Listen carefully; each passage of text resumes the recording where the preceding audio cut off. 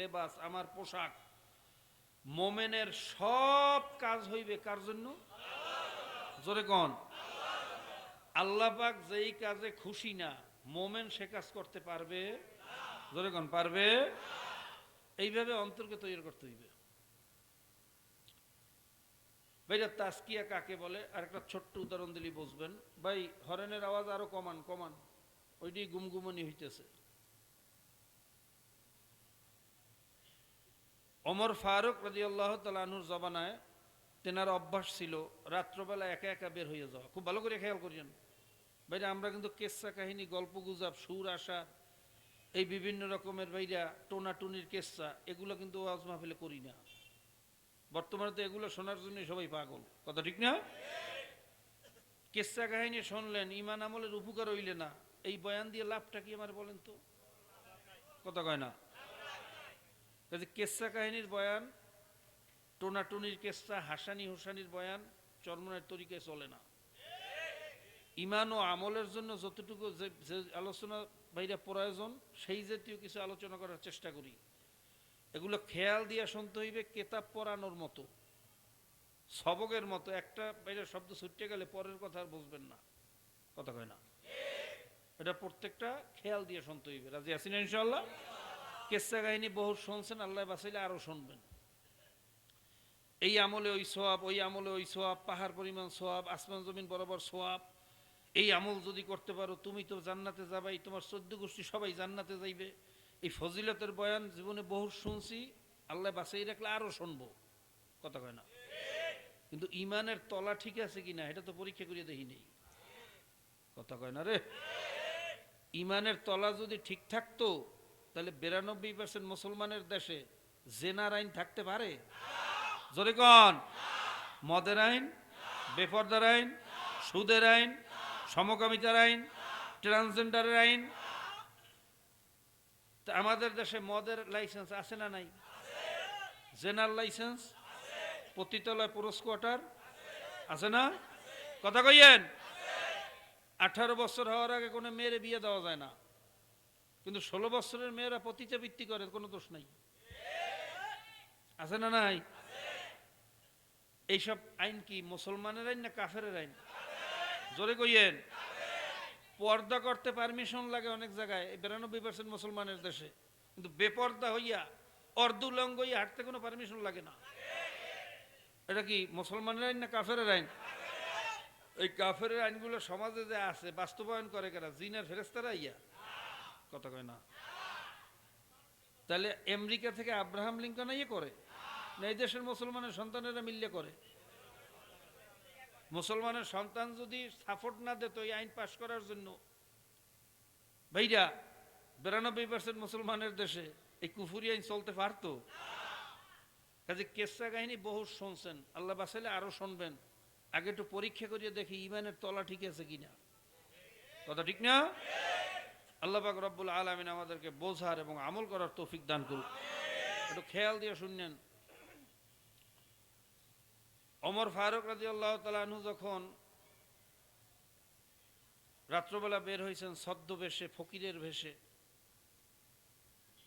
জনগণের কি অবস্থা নিজের চোখে দেখবে, নিজের কানে শুনবে, এই জন্য নিজেই বের হয়ে গেছেন। সুবহানাল্লাহ। ওমর ফারুক রাদিয়াল্লাহু তাআলা আনহু কে? কত বড় বাদশা! অর্ধজাহান না, 2.25 কোটি বর্গমাইল ছিল তার শাসন এরিয়া। অর্ধজাহান তো বাইরে একটা কথা উঠে গেছে, তার শাসন এরিয়া হিসাব করলে দেখা যায় এরিয়া ছিল 2.25 কোটি বর্গ মাইল। এই বাংলাদেশের এরিয়া হইল 55 বা 56,000 বর্গ কিলোমিটার, কথা ঠিক না? আর ওমর ফারুক রাদিয়াল্লাহু তাআলা একা শাসন করতেন 2.25 কোটি বর্গ মাইল। 400-র উপরে বাংলাদেশ ছিল তার শাসন এরিয়া। এত বড় বাদশাহ, তার মতো বাদশাহ রাত্রবেলা বের হয়ে যেতেন জনগণের অবস্থা দেখার জন্য। আর আমাদের দেশের নেতাকে অবস্থা কি? কথা কয় না। যদি একটু মেম্বার চেয়ারম্যান হইতে পারে, আহারে চাটুকার মোসাহেবের বাইরে অন্য কারো কথা শোনার আর সুযোগ। কয়েকটা চাটুকার আর মোসাহেব থাকে, তাহলে তেলের বোতল নিয়ে এরা যা বুঝে ওই অনুযায়ী চলে। আর যদি একটু এমপি মন্ত্রী হইতে পারে, হ্যাঁ, টিকিট দিয়েও আর দেখা করা যায় না। ইলেকশনের সময় দাঁড়ে দাঁড়ে মসজিদের সামনে বিনা উজুতে তাড়াতাড়ি মসজিদে নামাজ টামাজ পড়িয়া মুসল্লিকে ধোকা টোকা দিয়া ভোট টোট নেয়, পিঠে হাত দেয়, কতক্ষণ চোখের পানি ফালায়, কত অভিনয়। যে একটু এমপি মন্ত্রী হইয়া যায় ভাইরা, আর টিকিট দিয়ে দেখা করা যায় না। কত ঠিক না? আর যদি প্রধানমন্ত্রী প্রাইম মিনিস্টার হইতে পারে, তো জনগণ আছে না মরছে আর কোনো খবর থাকে না। এদিকে মানুষ মরিয়া ছাপাইয়া যাইতে আছে, ওদিকে যায় ইট পাথর বালু কোন জায়গায় ভাঙছে জনগণে, হইয়া আফসুস করিয়া চোখের পানি হলে শেষ। এই তো আমাদের দেশের অবস্থা, নাকি? কি কথা ঠিক না ভাইরা? বাদশাহী করবেন ওমর ফারুক রাদিয়াল্লাহু তাআলা থেকে শিক্ষা নিয়ে করেন। কথা ঠিক না? ঠিক। ওমর ফারুক রাদিয়াল্লাহু তাআলা একা একা যখন বের হইছেন, শোনে একটা ঘরের ভিতরে মা আর মেয়ে কথা বলতেছে। মা তার মেয়েকে বলতেছে, এই মেয়ে, আজকে আমাদের ছাগলে যতটুকু দুধ দিয়েছে এই দুধ দিয়ে তো সংসার চলবে না, একটু পানি টানি বাড়াইয়া বেশি করিয়া নিয়ে বাজারে বিক্রি করো, তাহলে তো কালকে আমাদের বাজার চলবে না। মেয়ে বলতেছে, মা জানো না ওমরের শাসন চলে? ওমর যদি জানতে পারে দুধের ভিতরে ভেজাল দিছি তো অবস্থাটা কি হইবে? এই কথা বলার পরে মা তার মেয়েকে বলে, আমি ভালো করিয়া জানি ওমরের শাসন চলে। ওমর কি এখানে দাঁড়াইয়ে রয়েছে? সে দেখবে আমরা দুধে পানি দিছি। এই কথাগুলা বেড়ার পাশে দাঁড়াই দাঁড়িয়ে শুনতে আছে কে? জোরে কন। যখন মা বলছে ওমর দেখবে নাকি, তখন মেয়ে আবার উত্তর দেয়, মা ওমর হয়তো দেখবে না মানলাম, কিন্তু ওমরের আল্লাহরে ফাঁকি দেবা কেমনে মা? আল্লাহ কি দেখবে না আমরা কি করতেছি এখানে?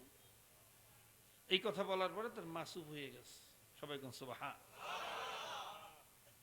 ভাইরা, এর নাম হইল তাকওয়া, এর নাম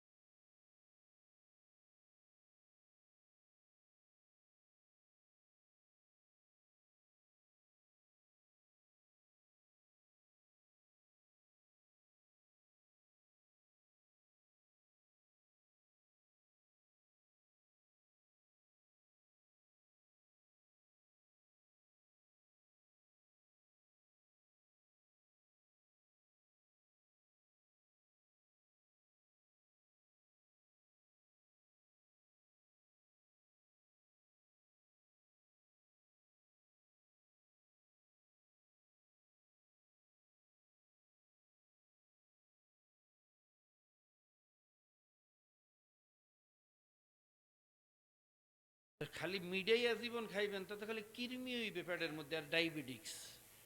তিতা লাগবে না? কথা কয় না? জেহাদ শব্দ অনেকেই শুনতে পারে না, অনেক আলেমরা মোরাই গোড়াই ওঠে জেহাদ শব্দ শুনলে। আছে না নাই? অনেক পীর বুজুর্গ, নামে বিরাট পীর বিরাট বুজুর্গ, জেহাদের কথা শুনলে একটু কেমন জানি করে। অনেকে কয় জেহাদ ফাসাদ হয়, হুকুমত সে কামিয়াবি नहीं आएगा, সিয়াসত মে হালাকাত হয়। ভালো ভালো বাইরে নাম করা হুজুর আলেম হওয়ার পরিচয় দেয়, এই সমস্ত উদ্ভট কথাবার্তা কয়, কয় না? ভাইরা জেহাদ এটা কি? এটা কি কোনো ফলের নাম? কথা কয় না। এটা কি খায় না মাথায় দেয়? কথা কয় না। এটা করা লাগবে না? অস্বীকার করা যাইবে? কেমনে করবেন? আসলে আগে বোঝেন জেহাদটা কি। একদল আছে এখন বলতেছে আল্লাহর জেহাদ, আল্লাহর জেহাদ কইয়া মসজিদে বোমা মারে, যেমন আইএস। নাউজুবিল্লাহ। মসজিদের ভিতরে কি হিন্দু, বৌদ্ধ, খ্রিস্টান, নাফরমান, নাস্তিক, বেঈমান এরা সব মসজিদে যায়? মসজিদে যায় কারা? জোরে কোন, আবার কোন। তো মসজিদের ভিতরে বোমা মারিয়া যাদেরকে মারলো তারা কারা? তো মুসলমান মারে যেই বোমা মারিয়া, এটা কেমন জেহাদ? এটা কি জেহাদ না ফাসাদ? জোরে কোন। আর এই সমস্ত ঘটনা ঘটে মুসলিম অধ্যুষিত দেশগুলায়। যেই দেশের ভিতরে মুসলমান বেশি, যেই দেশের ভিতরে তেল বেশি, যেই দেশের ভিতরে সম্পদ বেশি, সেই দেশগুলো এই ঘটনাগুলো বেশি ঘটাইতে আছে। কথা কয় না? ভাইরা, মারামারি, কাটাকাটি, খুনাখুনি, এটার নাম কি জেহাদ? জোরে কোন। জেহাদ একটা আরবি শব্দ, এর বাংলা অর্থ হইল চেষ্টা করা। কি করা? জোরে কোন। আর শরিয়াতের পরিভাষায় জেহাদ বলা হয় এলায়ে কালিমাতুল্লাহকে নাফেজ করার জন্য, আল্লাহর জমিনে আল্লাহর দ্বীনকে প্রতিষ্ঠিত করার জন্য যেই চেষ্টা, যেই তরিকা, যেই পদ্ধতি, যেই রাস্তা অবলম্বন করা হবে ওটাকেই জেহাদ বলা হবে। কথা ঠিক না? একদল আছে বলে জেহাদ মানে কেতাল, জেহাদ মানে কেতাল, আর কোনো জেহাদ নাই। নাউজুবিল্লাহ। জেহাদ মানে কেতাল, তাহলে হুদায়বিয়ার সন্ধি, খন্দকের যুদ্ধ, সেই জায়গায় কি কোনো বাইরে কেতাল হয়েছিল? কত কেন হয়েছিল? আল্লাহ রসুল সাল্লাল্লাহু আলাইহি ওয়াসাল্লাম ভাইরা মক্কায় দিনের দাওয়াত দেওয়ার পর টেকতে না পারিয়া মদিনায় তিনি হিজরত করছিলেন, দুনিয়ার মানুষের দৃষ্টিতে পালাইয়া গেছিলেন। কথা কয় না? তা আল্লাহ রসুলের ইমান কি তোমার চেয়ে বেশি, তার চেয়ে কি তোমার ইমানটা বেশি মজবুত? আল্লাহ রসুলের ইমানটা একটু দুর্বল ছিল নাকি? কথা কয় না? এরপর আল্লাহ রসুল সাল্লাল্লাহু আলাইহি ওয়াসাল্লাম মদিনায় যাওয়ার পরে 12টা গোত্র তাকে ইস্তেকবাল দিয়া বাইরা নেতা হিসেবে গ্রহণ করিয়ে নিলেন। এই 12 গোত্রের, 12 বংশের, 12 জাতের মানুষ এরা সবাই মুসলমান ছিল? কথা কয় না রে। বিভিন্ন ধরনের, বিভিন্ন শ্রেণীর মাজুসি, বিভিন্ন অগ্নিপূজক, মূর্তি পূজক, সব ধরনের শান্তিকামী মানুষ শান্তির আশায় আল্লাহর নবীকে নেতা বলে গ্রহণ করছেন। সুবহানাল্লাহ কয় না? এরপর সংখ্যা যখন 313 জন, কতজন? তাও বদর প্রান্তরে আল্লাহ রাসূল সাল্লাল্লাহু আলাইহি ওয়াসাল্লাম এক প্রকার আত্মগোপনই ওখানে ছিলেন। কাফেররা খবর পাইয়া চতুর্পাশে তাকে ঘেরাও করিয়া ফেলাইল, যুদ্ধ চাপাইয়া দিল। রমজান মাসের দিন আল্লাহ রাসূল সাল্লাল্লাহু আলাইহি ওয়াসাল্লামের কাফেলার মধ্যে খাদ্য নাই, পানি নাই, একটা খেজুর ভাগ করিয়া 4 জনে খাইয়া রোজা রাখছেন। শরীর দুর্বল, ক্লান্ত, মাল নাই, আসবাব নাই। তারা যেই সাইডে ছিল ওই সাইডে পানির ব্যবস্থাও সেরকম ছিল না। এই যে কুন কুন করে এটা কমান, মাস্টার কমাইয়ের নয়, একটা মেশিন কমান যেটা কুন কুন করে। কাফেররা 1000-এর উপরে, আল্লাহ রসুল সাল্লাল্লাহু আলাইহি ওয়াসাল্লামের কাফেলা হইল 313, অর্থাৎ 3 ভাগের 1 ভাগ, 1/3। কথা ঠিক না? আল্লাহ রসুল সাল্লাল্লাহু আলাইহি ওয়াসাল্লামের সাথে তলোয়ার আছে মাত্র 2টা বা 4টা, পোশাক চারটা, ঘোড়াও এরকম চারটা বা দুইটা। ভাইরা একেবারেই নগণ্য, কিছুই নাই বলতে গেলে, কথা ঠিক না? কাফেররা ঘেরাও করিয়া ফেলাইছে। আল্লাহ রসুল সাল্লাল্লাহু আলাইহি সাল্লাম চিন্তায় ভাইরা অস্থির হয়ে গেছেন, চেহারা লাল হয়ে গেছে। আমি ধরছি ওই ব্যাট সাউন্ড, এটা কমানোর জন্য, কমাইবেন এই জন্য ধরছি। মাস্টার কমান কেন, তোর সব কমে তো। কিচ্ছু বোঝে না, মাইক চালায়। উপায়ন্তর না দেখিয়া ভাইরা মেকদাদ ইবনে আসওয়াদ রাদিয়াল্লাহু তাআলা আনহু তিনি দাঁড়াইয়া বলেন, ইয়া রাসূলুল্লাহ, ইয়া হাবিবাল্লাহ, আপনি কোনো ভয় পাইবেন না, চিন্তা করবেন না। আমরা আপনার ডাইনে থাকবো, বামে থাকবো, সামনে থাকবো, পিছনে থাকবো। জীবনের শেষ রক্তবিন্দু দিয়া হলেও কাফেরদের মোকাবেলা করব, পিছপা হব না ইনশাআল্লাহ। যখন মেকদাদ ইবনে আসওয়াদ রাদিয়াল্লাহু তাআলা দাঁড়াইয়া এই ঘোষণা দিলেন, সাহাবায়ে কেরাম নারায়ে তাকবীর আল্লাহু আকবার ধ্বনিতে মুখরিত করলেন। আল্লাহ রসুল সাল্লাল্লাহু আলাইহি সাল্লামের কলবের ভিতরে আল্লাহর তরফ থেকে খবর চলিয়ে আসলো। আল্লাহ রসুল সাল্লাল্লাহু আলাইহি সাল্লাম এমন একটা হাসি দিলেন, মনে হইল যেন একটা সদ্য গোলাপ ফুল ফুটতে যেরকম প্রস্ফুটিত হয়, আল্লাহর রসুলের চেহারাটা সেরকম ফুলের মতো প্রস্ফুটিত হইতেছিল। ৩১৩ জন নিয়া চাপাইয়া দেওয়া যুদ্ধে অবতীর্ণ হইছেন, কথা ঠিক না? আপনারা যারা আল্লাহর জেহাদ কেতাল কেতাল বলেন, আর আমরা যা করি এইটারে বলেন কুফুরি। আমরা যেটা করতেছি এটা বলে কুফুরি, নাউজুবিল্লাহ কেন? জেহাদ মানে একমাত্র কেতাল। তাহলে আল্লাহ রসুল সাল্লাল্লাহু আলাইহি সাল্লাম মক্কার থেকে মদিনা গেছেন পালাইয়া ভয়ে, কথা কয় না? না হেকমত, কথা কন? আল্লাহ রসুল সাল্লাল্লাহু আলাইহি সাল্লাম আগে বাড়িয়া কোনো সময় কাফেরদের উপর আক্রমণ করছেন, না চাপাইয়া দেওয়া যুদ্ধে অংশগ্রহণ করছেন? তাহলে আপনি যেটা করতে চাইতেছেন এটা কি জেহাদ না ফাসাদ? জোরে কন, আরো জোরে কন। আল্লাহ পাক রব্বুল আলামিন আমাদেরকে এই আমেরিকার ষড়যন্ত্র বোঝার তৌফিক দান করুন। আমরা মিছিল করি, মিছিলের মধ্যে কালো পতাকা, কালেমা খচিত কালো পতাকা ঢুকাইয়া দিচ্ছে। কালো পতাকার ভিতরে কালেমা লেখা, এটা দোষের কিছু না, এটা ভালো, কথা ঠিক না? কিন্তু এই পতাকার সিম্বল ব্যবহার করে হইল আইএস। কারা? জোরে কন, আরো জোরে কন। অর্থাৎ মুসলমানদের মিছিলের মধ্যে ওই আইএস এর পতাকা ছবি তুললে আমেরিকায় পাঠাইবে, আর আমেরিকাকে বুঝাইবে, পশ্চিমাদেরকে বুঝাইবে যে বাংলাদেশে আইএস এর উত্থান হইছে, মৌলবাদীদের উত্থান হইছে, এদেরকে দমন করতে হইবে। নাউজুবিল্লাহ কোন? এই ষড়যন্ত্র পশ্চিমারা করে না করে না? সিআই, র, মোসাদ এই ষড়যন্ত্র করে না করে না? জোরে কোন, করে না করে না? আল্লাহ পাক রব্বুল আলামিন এই ষড়যন্ত্র আমাদেরকে বোঝার তৌফিক দান করুন। তো ভাইরা জিহাদ করতে হবে শক্তি অনুযায়ী। কি অনুযায়ী? জোরে কোন। আপনার যতটুকু শক্তি আছে ওই শক্তি দিয়ে মোকাবেলা করার মতো অবস্থা থাকলে যেভাবে সম্ভব ওইভাবে করবেন। কিন্তু শত্রু আসছে ভাইরা দাও নিয়া, আমনে গেছেন খালিয়াতে, এটা জেহাদ হইবে না, এটা হইবে ফাসাদ, আত্মহত্যা। কি হইবে? কথা কয় না। শত্রু যখন যেই পদ্ধতিতে আসবে মোকাবেলা ওইভাবে করতে হইবে। একটু কম বেশি হইতে পারে, কিন্তু প্রস্তুতি সেরকম থাকতে হবে, কথা কয় না। শত্রু আসছে মেশিন গান নিয়া, ক্লাশিনকভ নিয়া, AK-47 নিয়া, আপনি গেছেন লাডি লইয়া, এটাও জেহাদ হইবে না। এরকম জেহাদ আল্লাহ রসুল করতে কয় নাই, কথা কয় না। আপনি লাডি লইয়া খালি হাতে যাইয়া আত্মহত্যা করার অনুমতি আল্লাহ রসুল সাল্লাহ সাল্লাম আপনাকে দেন নাই। আপনিও শক্তি অর্জন করিয়া তারপর মোকাবেলায় যান, এইটি আল্লাহ রসুল শিক্ষা দিয়েছে, কথা কয় না। কি দেন না শিক্ষা?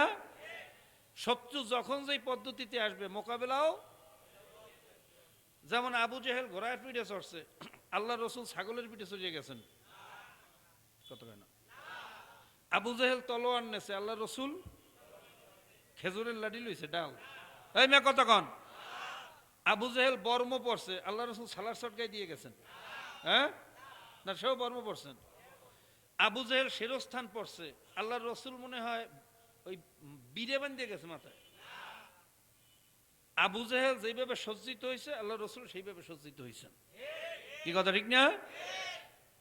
সাজসজ্জা এক, সাজসজ্জা। আবু জেহেলও যেরকম সাজে সজ্জিত হয়েছে মুসলমানরাও কথা কয় না, সাজসজ্জা এক, পদ্ধতিও এক, কিন্তু একটা হয়েছে জেহাদ আর একটা ফাসাদ। কারণ উদ্দেশ্য এক না। উদ্দেশ্য কি না? আবু জেহেলের উদ্দেশ্য হলো শয়তানের আদর্শ বাস্তবায়ন করা। কার আদর্শ? আর আল্লাহর নবীর উদ্দেশ্য ছিল আল্লাহ এবং আল্লাহ রসুলের আদর্শ বাস্তবায়ন করা। যদিও পদ্ধতি, সিস্টেম, দেখতে, সুরাতে, সিরাতে সব এক, উদ্দেশ্য ভিন্ন হওয়ার কারণে একটা হয়েছে জেহাদ আর একটা হয়েছে ফাসাদ। বুঝলেন ঘটনা? এইবার আসেন, আমাদের দেশে ইসলামের বিরুদ্ধে কুফুরি আদর্শ বাস্তবায়নের জন্য শত্রুরা ঘোড়ার পিঠে চড়িয়ে আইছে। কতক্ষণ? তলোয়ার লইয়ে আইছে। কতক্ষণ? শিরস্থান পড়ছে, বন্দুক লইছে, বোর্ডের বাক্স লইয়ে আইছে। আদর্শ বাস্তবায়নের অস্ত্রটা বানাইছে কি? কতক্ষণ? আরো জোরে কন। এখন মোকাবেলা করা লাগবে না লাগবে না? কথা কইয়েন। অনেকের কাছে তিতা লাগে কথাগুলো, আমি জানি। ধৈর্য সহকারে শোনেন, নেক নিয়াতে শুনলে আশা করি এই তিতা কটাই একসময় মিডিয়া লাগবে আল্লাহর রহমতে। কি কথা ঠিক না? শত্রু কি নিয়ে আসছে? জোরে কন। এখন মোকাবেলা করা লাগবে না লাগবে না? কেমনে করবেন? ওনরা আসছে বোর্ডের বাক্স লইয়া, আপনার নামছেন খন্তা গুড়া লইয়া, হইবে? এটা কি জেহাদ হইবে না ফাসাদ হইবে? জোরে কন। ওনরা আসছে বোর্ডের বাক্স নিয়ে, আপনি গেছেন বাইরে তাহাজ্জুদ আদায় করতে, মোকাবেলা হবে? খালি কোরআন খতম দিতে গেছেন, হবে? কথা কইয়েন। ওরা আসছে বোর্ডের বাক্স লইয়া, আমাদেরও মোকাবেলা করতে হইবে বোর্ডের বাক্স নিয়ে। কেন? এখন নেতা নির্বাচনের পদ্ধতি চলতেছে ভোট পদ্ধতি। কি? আরো জোরে কন। কাজে এই ভোট দিয়েই মোকাবেলা করতে হবে, অন্য কোনো পদ্ধতি এখন চলবে। আবার যদি শত্রু আসে অস্ত্র নিয়া, ক্লাশিনকভ, AK-47, যেরকম আফগানিস্তানে আসছে, তখন আফগানিস্তানের মুজাহিদরা কি ভোটের বাক্স লইয়ে মোকাবেলা করতে গেছে? কথা হয় না। কি লইয়ে গেছে? সে জায়গায় কিন্তু ঘোড়া নেয় নাই। আফগানিস্তানে যে শত্রু মোকাবেলা করছে তারা কি ঘোড়ার পিঠে চড়িয়ে করছে? হাদিসে তো ঘোড়ার কথা আছে, ঘোড়ায় চললো না কা? কথা বুঝাইতে পারিনি মনে হয়। শত্রু আসছে ক্লাশিনকভ লইয়া, AK-47 নিয়ে, M16 নিয়া, মিসাইল নিয়ে, ডেজিকেটার নিয়ে, ক্লাস্টার নিয়া, মাদার কিং অফ বোমা নিয়ে আসছে। আপনি গেছেন ঘোড়া লইয়া, তলোয়ার লইয়া, বর্ম পরিয়া, শিরস্থান পরিয়া, মোকাবেলা হইবে না আত্মহত্যা হইবে? জোরে কন। তা তারা যেই পদ্ধতিতে বাইরে শত্রুর মোকাবেলা করছে, এই পদ্ধতির কথা তো কোরআনে হাদিসে কোথাও ক্লাশিনকভের কথা নাই। আছে? M16 এর কথা আছে? জোরে কন। AK-47 আছে? তাহলে তো এটা শরীয়তের বিরুদ্ধে করছে, এটা কোরআন হাদিসে নাই। শত্রু যখন যেই পদ্ধতিতে আসছে মোকাবেলাও আমাদের দেশেও যদি ক্লাশিনকভ লইয়া আসে, শক্তি থাকলে আমরাও ক্লাশিনকভ লইয়া মোকাবেলা করব। খালি হাতে নামা যাবে? জোরেগঞ্জ যাবে? যেহেতু এখন পর্যন্ত ক্লাশিনকভ লইয়া আসে নাই পশ্চিমা আদর্শ বাস্তবায়ন করতে, আমরাও ক্লাশিনকভ লই নাই। যদি ওরাও ক্লাশিনকভ নেয়, AK-47 নেয়, আমরাও AK-47 নিয়ে মোকাবেলা করবো ইনশাআল্লাহ। কথা ঠিক না? ঠিক। যেমন 5 তারিখে, কি কথা ঠিক না? মোকাবেলা হয়েছে না হয় না? দেশের মহাব্বতে, ইসলামের মহাব্বতে যারা করছে, এটা করতে গিয়ে যারা ইন্তেকাল করছে, আমার বিশ্বাস, আমার ইয়াকিন, হব্বুল ওয়াতন ইমানের অংশ, তারা শহীদ। আল্লাহ পাক রব্বুল আলামিন আমাদের সেই ভাইদেরকে জান্নাতুল উসা মাকাম দান করুক। তো যে কথা বলতেছিলাম, শত্রু যখন যেই পদ্ধতিতে আসবে মোকাবেলাও। শত্রুর এখন আদর্শ বাস্তবায়নের জন্য মিছিল করে, আমরাও কি করি? ওরা পোস্টার লাগায়, আমরাও কি করি? খুব ভালো করে বুঝছেন? ওরা ব্যানার লাগায়, আমরাও কি করি? ওরা সমাবেশ করে, আমরাও কি করি? দেখতে তো একই, দেখতে কি দেখতে, কিন্তু উদ্দেশ্য উদ্দেশ্য ওদের উদ্দেশ্য হলো আব্রাহাম লিঙ্কনের আদর্শ বাস্তবায়ন করা, আর আমাদের উদ্দেশ্য হলো আল্লাহ এবং আল্লাহ রসুলের আদর্শ বাস্তবায়ন করা। এই জন্য ওদেরটা হইবে ফাসাদ, আমাদেরটা হবে জিহাদ। কথা ঠিক না ভাই? ঠিক। এরপর যারা বলেন চরমনাইয়ালারা ভোটের কথা কয়, জেহাদের কথা কয়, ভোট মানি জেহাদ কয়, এটা তো কুফুরি আদর্শ, এটা তো গণতন্ত্র, এটা সম্পূর্ণ শিরক, এটা একেবারে কাফের হয়ে গেছে। নাউজুবিল্লাহ। একদল পাগড়ি পোট্টা বাইন দেয়, ফতুয়া দেয় না? দেয় না? নাম বলবো না, আছে না নাই? এতদিন ফতুয়া টতুয়া দিয়া কিছুদিন আগে দেখা গেছে এবার হেরে এই জাতীয় দলেই নাম রেজিস্ট্রেশন করছে। কথা ঠিক না? আল্লাহ পাক রব্বুল আলামিন এই মুনাফিকদের থেকে আমাদেরকে হেফাজত করুন। এই ফতুয়া যারা দেয়, চরমনাইয়ালারা গণতন্ত্র করে, আব্রাহাম লিঙ্কনের আদর্শের তন্ত্র, এটা গণতন্ত্র, এই ভোট টোট এটা গণতন্ত্র, এটা হারাম, এই ফতুয়া দিয়া নির্বাচনের সময় দেখা যায় সেই কুফুরি আদর্শের নেতাদের স্টেজে হুজুরে বক্তব্য দিতে আছে, তার পিছনে পিছনে ব্যানার আর পোস্টার লইয়ে লাফাইতে আছে। ইসলামের পক্ষ করে, জনগণ করে, মহিলাদের ছবি মাথায় লইয়া মহিলা নেতৃত্ব মানিয়া মহিলাদের আদর্শ বাস্তবায়নের জন্য জীবন কোরবান করতেছে। আল্লাহ এবং আল্লাহ রসুলের আদর্শের পিছনে সময় আছে না নাই? আল্লাহ পাক রব্বুল আলামিন আমাদেরকে বোঝার তৌফিক দান করুক। আবার ওই হুজুরই দেখা যায় তার মাদ্রাসার কমিটি গঠনে ভোটের মাধ্যমে সভাপতি নির্ধারণ করে। কথা কয় না? সভাপতি নির্ধারণ করে কিসের মাধ্যমে? তাই রাষ্ট্রীয় নেতা নির্বাচনের বাইরে ক্ষেত্রে ভোট দিলে এটা হারাম, আর তোমার মাদ্রাসার নেতা নির্ধারণের ক্ষেত্রে ভোট দিলে এটা জায়েজ। তো এইটা যদি গণতন্ত্র হয়, তুমি যে ভোট দিলে ওটা গণতন্ত্র হয় নাই? কথা কয় না রে?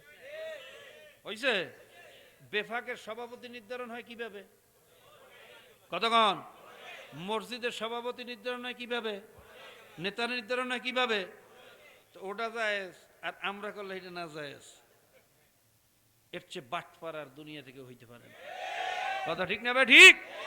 আল্লাহ পাক রব্বুল আলামিন আমাদেরকে বোঝার এবং আমল করার তৌফিক দান করুন। আমি জানি এই কথাগুলো শুনে অনেকে শরীরে জ্বালা শুরু হয়ে গেছে, পেটের মধ্যে কামড় শুরু হয়ে গেছে। কথা ঠিক না ভাইরা? এ কথা অনেকের খারাপ লাগবে আমি জানি। আল হক মুররুন, হক কথা তিতা, আমি খুব ভালো করে জানি। যেই মসজিদের সভাপতি সাহেব ভাইরা মদ খায়, ওই মসজিদে মদের ওয়াজ করলে যে খুশি করা যায় না, বিপদে পড়া লাগে আমি জানি। যেই মসজিদের সেক্রেটারি হিসেবে মাইয়া বেপর্দায় চলে, ওই মসজিদে ইমাম সাহেব যদি পর্দার ওয়াজ করে অবস্থা খারাপ, চাকরি লইয়া টানাটানি। কথা ঠিক না? যেই দেশের 92% মুসলমানের দেশে কুফুরি আদর্শ বাস্তবায়ন করে মুসলমানের সন্তানেরা, বুঝতে করুক না বুঝতে করুক, সেই দেশে গণতন্ত্র বা ডেমোক্রেসি বা সেকুলারিজম বা মাওসুদুন লেলিন, আব্রাহাম লিঙ্কনের আদর্শের বিরুদ্ধে কথা বলতে গেলে আগামী বছর দাওয়াত দেবেন না, আমার বিভিন্ন গালাগালি করবেন, আমি খুব ভালো করে জানি। কি কথা ঠিক না? কিন্তু বাবা সাকিতু আনিল হককে শয়তানুল আখরস, হক কথা বোঝার পরে চুপ থাকলে এটা হলো গঙ্গা শয়তান। কথা ঠিক না? সবাই যদি খালি ফজিলতের বয়ান করি, যেই কথায় সবাই খুশি হইবেন, ফজিলতের বয়ান, কেসা কাহিনী, তাহলে বাবা এই তিতা কথাও বলার তো লোক থাকা লাগবে। কথা ঠিক না? এরপরেও বলছি বাবা, আমার কথাগুলো যদি দুনিয়ার উদ্দেশ্যে আল্লাহ এবং আল্লাহ রসুলের বিরুদ্ধে, কোরআন হাদিসের বিরুদ্ধে হইয়া থাকে, এই মাহফিলের পরে সবাই মিলে আমাকে জুতা মারিয়েন, আমার আপনার পায়েও ধরি, হাতেও ধরি, আমার জীবনটারে আপনি শেষ করিয়েন না। দাহিয়া কলবে বলে, হুজুর মেয়েটা এমন কান্নাই শুরু করলো, ওর কান্নায় মনে হয় ভাইরা আল্লাহ ফেরেশতারাও না কান দিয়া পারে নাই। কিন্তু দাহিয়া কলবে বলে, হুজুর আমি এত খারাপের খারাপ, মেয়েটার এত কান্নাকাটিকে উপেক্ষা করি, ওরে আমি জোর করিয়া টানিয়া হ্যাসরাইতে হ্যাসরাইতে গর্তের ভিতরে ধূপ করিয়া ধাক্কা মারিয়া ফালাইয়া চিরজীবনের তরে পাথর চাপা দিয়া বাড়িতে ফিরিয়া আসলাম। আমার বিবি যখন মেয়ে দেখে না, জিজ্ঞাসা করে মেয়ে কোথায়? আমি যখন কোনো উত্তর দিতে পারি না, হুজুর আমার বিবি ঘটনা বুঝিয়া ফেলাইছে, এমন কান্না শুরু করছে হুজুর, আল্লাহ, ওই কলিজা ফাটা কান্না, ওই মেয়ের চেহারা যখন আমার মনে আসে, আমার চোখে যখন ভাসে, আমার কলিজাটা ছিঁড়িয়া যায়, আমি সহ্য করতে পারি না। হুজুর, এ গুনাহ কি আল্লাহ মাফ করবেন নাকি? এই কথা শোনার পরে আল্লাহর রসুলও চোখের পানি রাখতে পারলেন না। ভাইরা, হাদিসের ভিতরে ঘটনা আসছে, আল্লাহর নবী ওই ঘটনা শুনে কাঁদছে। এই ঘটনা শোনার পরে চোখের পানি ফেলানো সুন্নাত। আল্লাহ, আমার নবী কান্দেন আর বলেন, হে দাহিয়া কলবি, এটাও কি কোনো মানুষের দ্বারা সম্ভব? এও কি কোনো মানুষে করতে পারে রে কপাল পোড়া? হে দাহিয়া কলবি, জানিয়া রাখ, আমার মাওলা এত দয়ার, এত মায়ার, এত দয়ার, যদি বাপ চাওয়ার মতো চাইতে পারো, আমার মাওলা এগুলোও মাফ করিয়ে দিতে পারে। আল্লাহ, ভাই, আমার মাওলার দয়ার কথা কেমনে বুঝাবো? আমার মাওলার মায়ার কথা বুঝানোর যোগ্যতা আমার নাই। আল্লাহ, তুমি তোমার বান্দা বান্দিকে বোঝার তৌফিক দিয়া দাও। আল্লাহ, তোমার নাসিনী আমরা একটা মানুষকে এখান থেকে বিদায় দিও না। কাজী ভাইরা, ভুল করিয়া ফেলাইছি, অন্যায় করিয়া ফেলাইছি, আল্লাহ আল্লাহ রসুলের বিরুদ্ধে করিয়া ফেলাইছি, দুনিয়ার মহাব্বাতে করছি, ভাইরা সম্পদের মহাব্বাতে করছি। এই মুহূর্তে তওবা করো। পায়ে হাত দিয়েও বলিয়া গেলাম, সময় কিন্তু বেশি পাওয়া যাবে না। এরকম মজলিস আবার পাবো কিনা জানি না।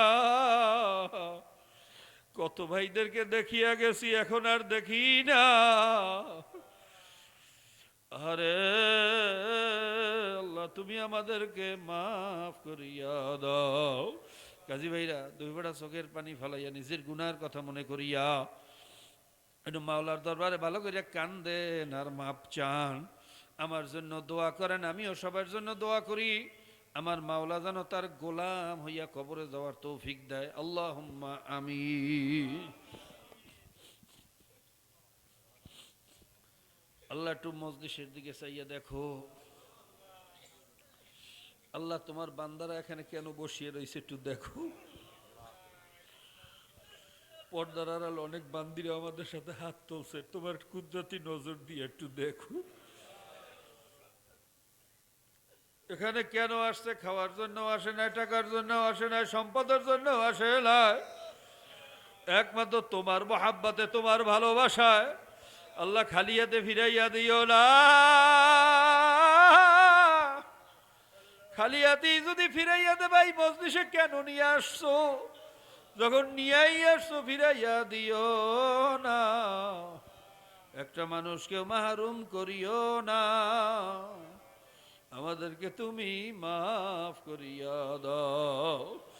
আল্লাহ, ধানের সাথে তো সিডাও বিক্রি হয়, ভালো মালের সাথে তো পচা মালগুলাও বিক্রি হয়। আল্লাহ, একটু এখানে চাইয়া দেখো, একজন ভালো মানুষ এখানে নাই? একজনও কি তোমার পছন্দ হয় না? আল্লাহর মধ্যে যারে তোমার ভালো লাগে তার উসিলে আমাদের সব সিডাগুলারে কবুল করিও। যারে তোমার পছন্দ হয়, কত সাদা দাড়িওয়ালা মানুষ এখানে আছে, একটু চাইয়া দেখো। কত হাক্কানি ওলামায়ে কেরাম, কত বেগুনা তলেবে ইলম, কত কোরআনের হাফেজ, পর্দার আড়ালে কত তোমার প্রিয় বান্দিরা, যাদের কান্না তুমি সহ্য করতে পারো না। এর মধ্যে যারে তোমার ভালো লাগে তার উসিলে আমাদের সবাইকে তুমি মাফ করিয়া দাও।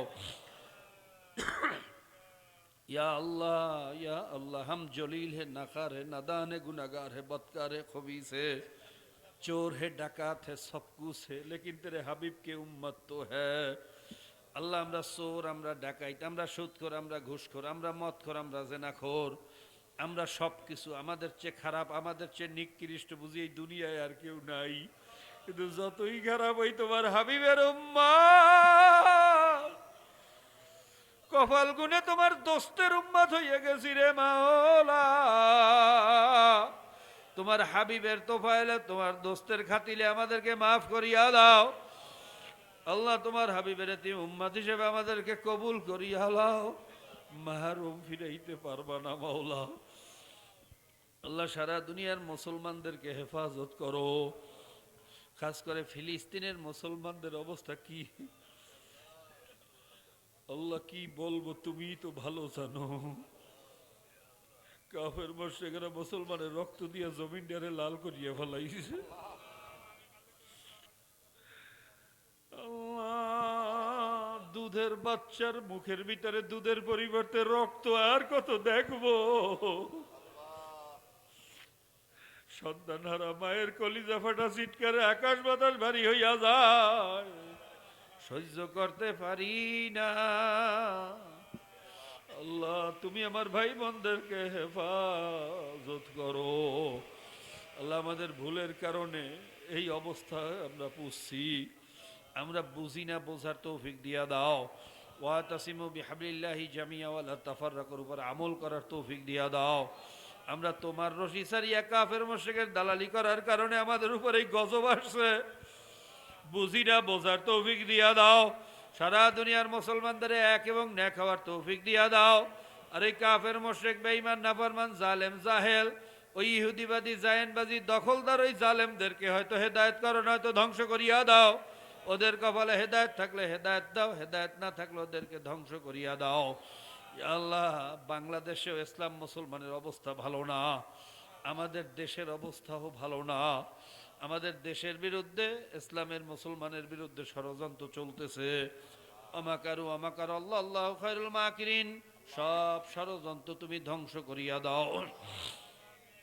ইয়া আল্লাহ, যারা দেশের বিরুদ্ধে, ইসলামের বিরুদ্ধে, মানুষের, ইসলাম মুসলমানের বিরুদ্ধে ষড়যন্ত্র করে, ওই কপাল পোড়াদের কপালে হেদায়েত থাকলে হেদায়েত দাও, হেদায়েত না থাকলে ধ্বংস করিয়া দাও। কপালে হেদায়েত না থাকলে ধ্বংস করিয়া দাও। আল্লাহুম্মা ইন্না নাজআলুকা ফি নুহুরিহিম ওয়া নাউযু বিকা মিন শুরুরিহিম ওয়া কাসাইফুল্লাহি আলা উনুকিহিম আদাইকা ওয়া আদাইদ্দিন ইহদিহিম ওয়া ইন লাম ইয়াকুন ফাআহলিক, ইহদিহিম ওয়া ইন লাম ইয়াকুন ফাআহলিক। আল্লাহ, সারা দুনিয়ার কাফের মুশরিকদেরকে তুমি হেদায়েত নসিব করো। যদি হেদায়েত নসিবে না থাকলে আল্লাহ কপাল পোড়াদেরকে ধ্বংস করিয়া দাও। রব্বির হামহুমা কামা রাব্বায়ানি সগীরা। মাবুদ, বিশেষ করে এই মজলিসে জানি না কার বাবা মা দুনিয়া থেকে বিদায় হইয়া গেছে। আমার মতো মাও নাই, বাবাও নাই, এরকম কতজন সন্তান এই মজলিসে বসা আছে জানি না। মায়েরও হারাইছে, বাবারেও হারাইছে। আমরা দোয়া করলাম বাপ মা, দাদা দাদি, নানা নানি, ভাই বন্ধু, স্ত্রী পুত্র পরিজন, ওস্তাদ শাগরেদ, চাচা চাচি, শ্বশুর শাশুড়ি, প্রিয়জন, আত্মীয় স্বজন, যার যত প্রিয়জনেরা কবরে আছে, সকলের কবরগুলা বেহেশতের বাগান বানাইয়া দাও। সকলের তুমি মাফ করিয়া দাও মাওলা। ইয়া আল্লাহ, খাস করে যাদের উসিরায় মাহফিল হইল, যারা চেষ্টা করলো, খাটনি করলো, বুদ্ধি দিয়া, শক্তি দিয়া, মেধা দিয়া, অর্থ দিয়া, সেইভাবে সহযোগিতা করলো, আমার যুবক বাবারা, যুব আন্দোলনের বাবারা, আরো অনেক যারাই এই মাহফিলের জন্য সহযোগিতা করলো, আল্লাহ মুজাহিদ কমিটি সহ আন্দোলন সকল দায়িত্বশীল সহ সকলকে দুনিয়া আখিরাতে তুমি কামিয়াব করিয়া দিও। সাল্লাল্লাহু তাআলা আলা খায়রি খালকিহি মুহাম্মাদিন ওয়া আলিহি ওয়া আসহাবিহি ওয়া আজওয়াজিহি ওয়া আতবাইহি আজমাইন ওয়া সালামুন আলাল মুরসালিন আলহামদুলিল্লাহি রাব্বিল আলামিন। সবাই বসেন, কেউ উঠেন।